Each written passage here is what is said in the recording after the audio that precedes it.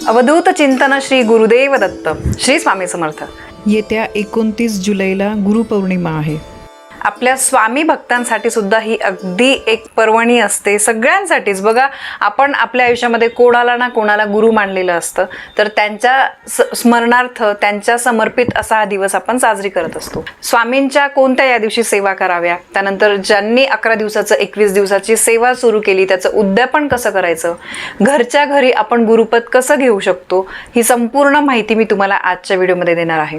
बघा, हा दिवस अतिशय महत्त्वाचा आहे.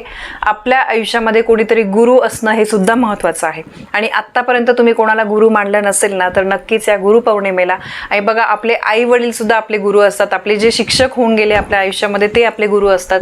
पण कोणाला तरी असं स्मरणार्थ ठेवून आपण त्यांना नेहमी समोर ठेवून त्यांचा आदर्श ठेवून जीवनामध्ये वागत असतो. तर अशी भावना मनामध्ये ठेवून गुरूंच्या स्मरणार्थ त्यांच्या आदराने काही गोष्टी करणे हे तितकंच महत्त्वाचं असतं.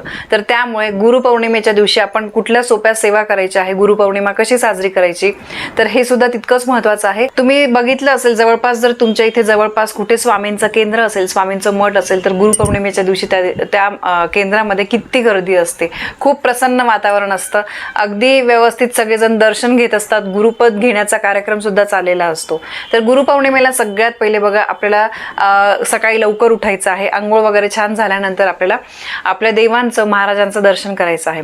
रोजप्रमाणे आपल्याला जसं आपण नित्यनियमाने देवपूजा करतो तशी देवपूजा करायची आहे, सेवा करायची आहे. सेवा कुठली ते मी तुम्हाला सांगते. आणि मग महाराजांचं गुरुपद घ्यायचं आहे. कळालं? पहिले देवपूजा करायची आहे, मग आपली जी सेवा आहे ती करायची आहे, आणि मग महाराजांचं गुरुपद घ्यायचं आहे. तर आता बघा, गुरुपौर्णिमेच्या दिवशी तुम्हाला पूजा मांडणी, मी तुम्हाला सोबत फोटो पण शेअर करते की आपण पूजा मांडायचीच असं कंपल्सरी नाहीये. पण तुम्हाला जर वाटत असेल तर तुम्ही छान करू पण शकतात. आपल्याला काही काही गोष्टी महिलांना सजावटीच्या वगैरे असं खूप आवडतं की काहीतरी छान डेकोरेशन करून आपण स्वामींचा फोटो ठेवतो, मूर्ती ठेवतो. तसं सुद्धा तुम्ही करू शकतात. मी मागच्या वर्षीचे पण फोटो तुमच्यासोबत शेअर करते. आता बघा, हा दिवस खूप प्रभावी आहे, त्यामुळे तुम्ही अगदी साध्या पद्धतीने बघा, तुम्हाला सकाळी उठल्यानंतर जो घराचा मुख्य दरवाजा आहे तो स्वच्छ करायचा आहे. उंबरठ्यावर हळदीचं लेपन करा. पौर्णिमा आहे, उंबरठ्यावर तुम्हाला गोमूत्र शिंपडायचं आहे, त्यानंतर हळदीचं लेपन करायचं आहे. त्या मुख्य दरवाजावर स्वस्तिक काढायचं आहे. ठीक आहे. आणि जवळ स्वामींचं केंद्र वगैरे नसेल तर तुम्ही या सांगते त्या गोष्टी तुम्ही घरच्या घरी सुद्धा करू शकतात, की सेवा वगैरे किंवा गुरुपद घेण्याच्या या सगळ्या गोष्टी तुम्ही घरी पण करू शकतात.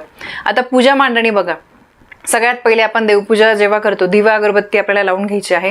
गणपती बाप्पांचं स्मरण करायचं आहे. सेपरेट पूजा मांडणार असाल तर तिथे गणपती बाप्पांची आपल्याला स्थापना करायची. गणपती बाप्पांना मनोभावे हळद कुंकू अक्षता फूल अर्पण करून दिवा अगरबत्तीने ओवाळून प्रार्थना करायची आहे की माझी ही जी पूजा आहे ही निर्विघ्नपणे पार पडू द्या. ठीक आहे. आणि महाराजांच्या उजव्या बाजूला म्हणजे आपल्या डाव्या हाताला गणपती बाप्पाची मूर्ती तुम्ही स्थापित करू शकतात, किंवा तुमच्या देवघराच मध्ये तिथेच तुम्ही ठेवली तरी सुद्धा चालेल. आता तुमच्याकडे महाराजांची मूर्ती असेल किंवा फोटो असेल तर तो तुम्हाला ठेवायचा आहे. ठीक आहे. देवघरामध्ये तिथे असेल तिथे पण तुम्ही करा. मी तर शक्यतो सेपरेट पूजा मी मांडत नाही. जिथे देवघरामध्ये मूर्ती ठेवली आहे, फोटो ठेवले आहे, तिथेच मी सगळ्या गोष्टी करत असते. फोटो असेल स्वच्छ पुसून घ्या, कारण तिचा आपल्याला अभिषेक करता येणार नाही. जर मूर्ती असेल तर महाराजांचा आपल्याला अभिषेक करायचा आहे. तुम्ही जमल्यास 16 वेळेस किंवा एक वेळेस तुम्हाला पुरुषसूक्त म्हणायचं आहे. बघा, माहिती या दिवशी वीकडे आहे, तर त्यामुळे महिलांना ऑफिस वगैरे पण असतं.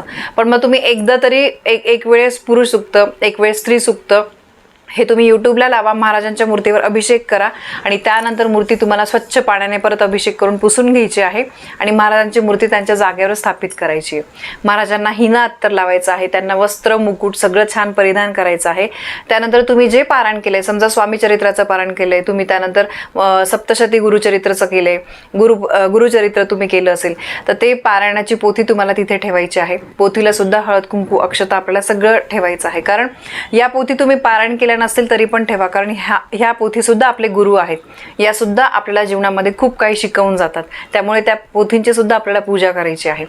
आणि अशा प्रकारे तुम्ही पूजा मांडून झाल्यानंतर सगळ्या गोष्टींना फूल अर्पण करा, दिवा अगरबत्तीने ओवाळा. ठीक आहे.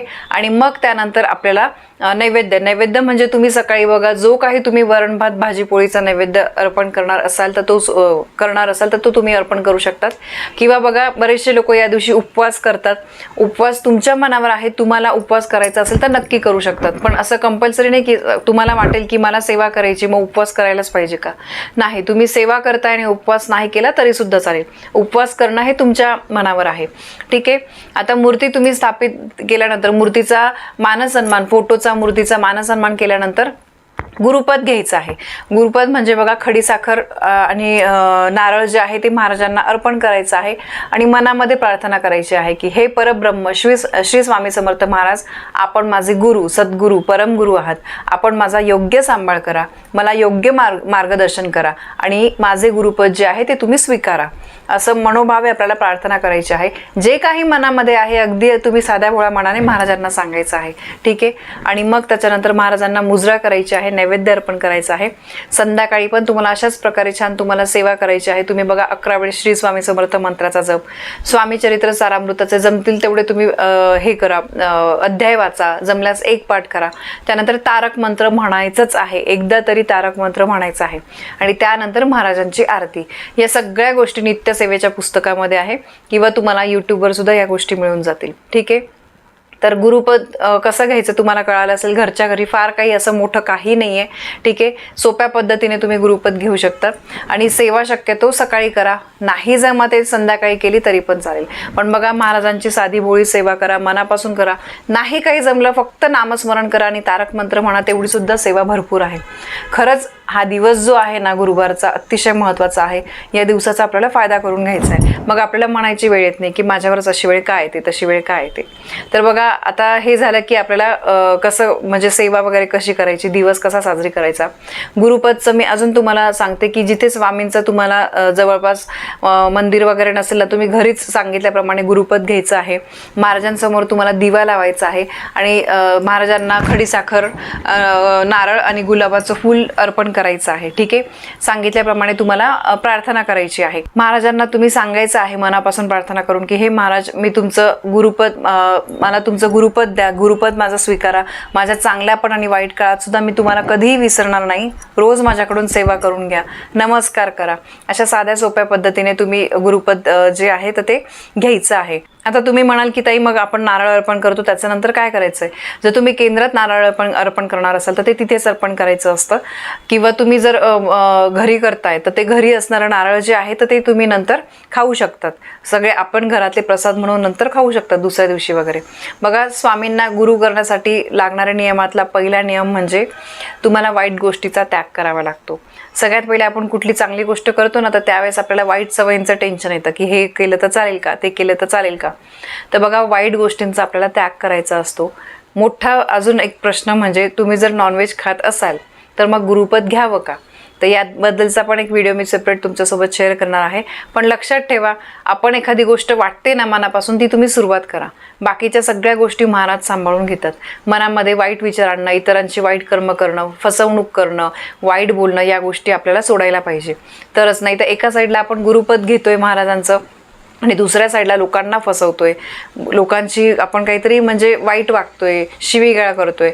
तर बघा एका साईडला गुरुपद घेतोय आणि अशा गोष्टी करतोय एका साईडला, तर असं चालणार नाही. मग याचे वाईट परिणाम आपल्याला, उलट वाईट परिणाम आपल्याला भोगावे लागतील. ठीक आहे. आणि महत्त्वाची दुसरी गोष्ट म्हणजे पारायणाचं उद्यापन. तुम्ही 21 दिवसांची सेवा करताय, 11 दिवसांची सेवा करताय, तर त्याची सांगता कशी करायची. बऱ्याचशा मला कमेंट आल्या आहे. खूप सोपं आहे, फार काही नाही आहे. बघा सेवा करून झाल्यानंतर तुम्ही जेव्हा गुरुपौर्णिमेच्या दिवशी सेवा कराल तर घरात जे काही जेवण केलंय, भाजी पोळी वरण भात, त्याचा नैवेद्य महाराजांना अर्पण करायचा आहे. तोच नैवेद्य 1-1.5 तासानंतर आपण ग्रहण करायचं आहे प्रसाद म्हणून. आणि महत्त्वाची गोष्ट म्हणजे दान करा. दान केल्यामुळे ती सेवा जी आहे ती पूर्ण होत असते. काही तुमच्या यथाशक्तीने काही पण दान करा, अन्न वस्त्र काहीही, तुम्ही पैशाचं दान करा, पण काहीतरी तुम्ही या दिवशी दान होऊ द्या तुमच्या हाताने, कारण पौर्णिमेचा सुद्धा दिवस आहे. तर बघा अशा अगदी साध्या सोप्या छान पद्धतीने तुम्ही गुरुपौर्णिमा हा दिवस साजरी करू शकता. दिवस तुमच्या हातामध्ये आहे, त्यामुळे कसा साजरी करायचा हे तुमच्या हातात आहे. बघा सगळेजण बिझी असतात आजकाल, ऑफिस घर हे सगळ्यांना सांभाळायचं असतं. पण अशा शुभ दिवशी सेवा चुकवू नका, कारण मग जेव्हा आपण अशा शुभ दिवशी सेवा करतो तर त्याच कुठे ना कुठे आपल्या वाईट काळामध्ये आपल्याला साथ देत असतात. तर नक्कीच तुम्ही गुरुपौर्णिमेच्या दिवशी सांगितल्याप्रमाणे सेवा कराल अशी मी अपेक्षा करते. ही माहिती तुम्हाला पटली असेल तर व्हिडिओला लाईक करा, शेअर करा. आपल्या चॅनलवर नवीन असाल तर सबस्क्राईब नक्की करा. धन्यवाद. श्री स्वामी समर्थ.